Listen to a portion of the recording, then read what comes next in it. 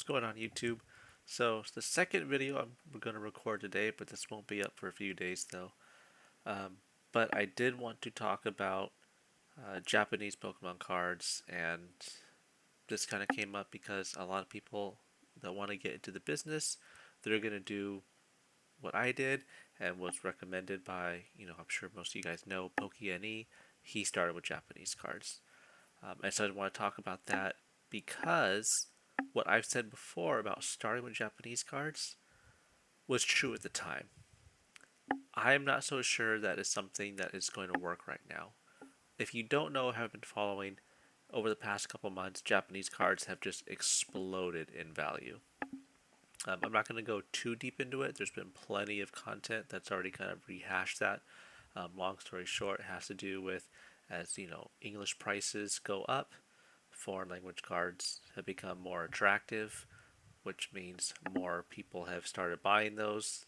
Inventory in Japan is obviously just very small compared to what the demand is now. You have a country that has a population of a single state in the U.S. and now tons of people are buying Japanese cards. A whole bunch of issues, right? The price of Japanese cards is insane right now. Add tariffs on top of that, and margins are really compressed. Okay, so to think, oh, I'll just import some Japanese cards and start a business that way. Not saying it can't be done, but it is going to be tough. One the things I did want to talk about is the different kinds of Japanese suppliers. I don't want to use the word distributors. I know a lot of people will say Japanese distributor. Um, that's not really what they are. True Japanese distribution does not sell outside of Japan. They're not allowed to.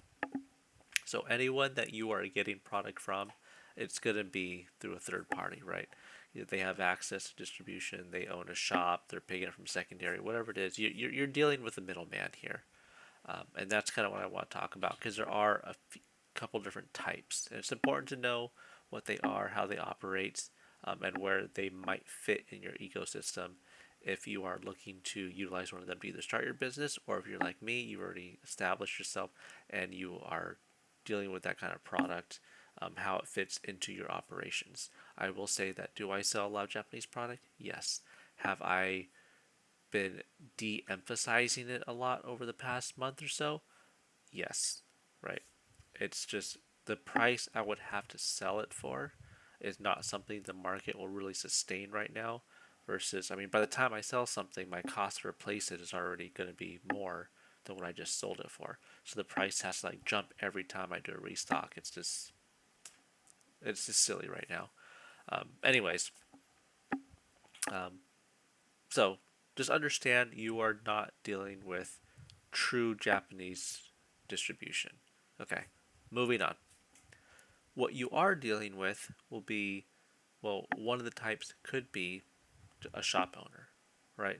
They own a shop and they're selling their stock online. You've connected with them in some form or fashion, and they're selling it. They have a business, they have their overhead, and whatnot, and they're trying to make their profit, right? Just like with anybody else. Nothing too confusing about that. I'd say a lot of them are not necessarily in that category, right? They already have their own customers. Product is hard enough to get. So at least the ones that I deal with fall into these other two categories. One of them is I'll call him I'll call him Al, right? Obviously that's not his name, but I'll just refer to him as Al. That's who I message, right? But that's not really who I'm talking to. Al, this is a system, right? So the person I'm interacting with is someone that's just dealing with customer service, right? And the way that these operate is they pull product, they have the product they pull from whether they're buying out stores or they're buying collections, whatever the case may be, and they have, you'll see a lot of them if you're looking online, people asking for the price list, right? And they have their price list. Well, they've now recently moved on to owning their own website, and they sell through that. But a lot of them utilize price lists that update constantly, like every 20 minutes, every hour, because in Japan, MSRP doesn't really mean anything, and market price is where it's at. Just kind of like the way it is here is in the U.S., but there is updating, once or twice an hour. So, anyways, they go out, they source their product, however they source it. They have this inventory, and here's the price at that time, right? So you check the price list or the website, you put your order in, you make your payment, boom. Now your order's in, someone else is fulfilling, right? So you're dealing with an entire system. Okay. Now there's some benefits to that. I'll do a pro and con after, right? So just understand you are dealing with a system of people. The person that you are messaging is not the same person that's sourcing, and that's not the same person that's fulfilling the order, right? It's just a whole operation dealing with your order. The other type is like an aggregator, right? They don't own any of the inventory. Okay, you ask them, hey, what's your price list? They give you their current price list. You put your order in. They then go out and source the product, right? Bear with me. It seems a little odd at first. Let's go with pros and cons between these two different systems. You may ask, well, why wouldn't you just deal with the person that owns the inventory? Okay. Yes, when you put your order in, because they already own the inventory, it can be fulfilled very quickly, and you know what they've got. Now, flip side of the coin, if they don't have what you're looking for, that's it. Okay, you ain't gonna get it. If they have 10 units of this and you're looking for 25, sorry, 10 is all they got. That's what you get. There's also no negotiating with them, right? You don't negotiate with the system. It's, hey, here's the price, here's the quantity. You put your order in, boom, done. That's it, right? The pro, you can see exactly what they have, build your order, put it in, fire and forget. It's done. It's in. It'll be on its way shortly. Flip to the other side. The aggregator. It's more of a relationship building, right? You're working with this person, and one of the benefits is there can be negotiation if you've been working with them for a while and you have a lot of history and spent a lot of spend with them. There is a certain amount of leeway you can have at working out price with them, because their price, they don't own the inventory already, right? They're saying, okay, well, on average I can buy at this price. So sometimes, a lot of times, it's not going to be as low as the system because they've already kind of built in the lowest that they can, but there may be room there, right? And so you can work with this person. In addition, if with the other system they had 10 and you needed 25 and your SOL and the other 15 units, with the aggregator, you tell them what you need, right? You say, I want 25 of this and 10 of this, 5 of these, 15 of those. And they go out and they get those, right? They build your order as you ordered it. The other thing is, too, is they can get you product that the other person may not carry, right? So there's been times where I'm like, hey, I'm looking for this particular like 151 figurines that came out, right? Or you're looking for, certain cards or whatever it is, right?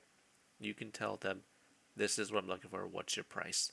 And they can go price those out versus the system. This is what they carry. That's it. The aggregator, middleman. What do you need? What are your quantities? Here's my price for them, and we take it from there, right? The other benefit is, because I've worked with this one for so long, actually I worked with him since the beginning when I started my business. There's times where, yeah, maybe it took him an extra day or so to source the rest of my product, but in the meantime, the items that he did source, he sent those out right away, and then he accepts some risk on his side, right? So normally, like with the system, you're really only going to get Monday through Friday deliveries, right? Weekend deliveries cost more. With the aggregator, because I have a relationship with him, he was like, okay, well, I sent what I have. The next day, it was like I don't know, Wednesday or like Thursday for him, Wednesday for me, whatever it was. They're ahead by 16 hours. And so by the time he had the second half of the order ready, when he sent it out, it wouldn't have normally arrived until Monday. But he paid for the extra shipping speed and did weekend delivery. So I was able to get package 1 on Friday, package 2 came on Saturday. So I had them back to back, even though they were separate shipments, a day difference. Not saying they're all going to do that, but that's just an example of how building a relationship with him over time has netted, considerations on either side, right? So just understand that there's different types of suppliers, and don't pick one or the other, right? What happens if you just go with one and that person goes on vacation, or they get in an accident, or they're out, right? And now your suppliers is done. You got nothing. Versus if you have 2 or 3, hey, even if one's on vacation, even if one can't get something, whatever it is, because there are different regions of Japan, right? Supply can be different, prices can be slightly different. Then you have options, right? So yeah, there's definitely times where I'm like, okay, well with this guy, you got better pricing on this, that, and the other, and you have this. I'm ordering this here. I need this one faster, and then you go source these other items for me, right? Um, One thing to be careful of is if you show yourself, right, if you're trying to build a relationship with someone, if you show yourself to be the kind that is only going for pricing, don't ever expect considerations. And let me explain this, right? It's not just because, well, you're just constantly going back and forth over price. It's you've shown that you only value a relationship with them for pricing, right? And so if they don't have the best pricing, you're going elsewhere, right? So why do they want to accept risk with you if you are not a sticky customer? If you are not someone that is going to invest with them, vice versa, why are they going to invest with you? Why give you the better price? If you're like, well, if that other person beats me by 100, 200 yen, they're ordering with them, right? So why am I going to go bother doing all this? Because they have to accept risk too, right? If they say, fine, you know what, my quoted price was 16,000 yen. Sure, I can do 15.5, right? And then so they're working on their sourcing, they're going downstream, and then all of a sudden something happens, right? And the price goes up. Well, they already quoted you 15.5, so that's what they're going to give you. And so now his margins can become compressed because of that, right? So there's risks on each side. And if you show yourself to only be price sensitive and that's your only consideration for without any other thought, don't expect them to really want to take risk with you, right? So just I would suggest like, I use both, right? I have the system and I have the aggregator. Utilize, I would say, at least have 2 suppliers, have 2 different types of suppliers, and understand how to utilize both for your business. That's all I had. Just want to do a quick little short video about that because some questions that came up about it. And I know a lot of people don't really have an understanding. I didn't at first either. I thought they were all kind of one and the same, and it took some time for me to understand there's some differences. If there's another type that you work with that I have not described, please feel free to educate me. Put that down in the comments below. And if you have any other questions, put that also in there. I'll do my best to answer everything as best as I can. And check out epiclootcollectibles.com. Buy my stuff, and I'll see you guys next time. Take care.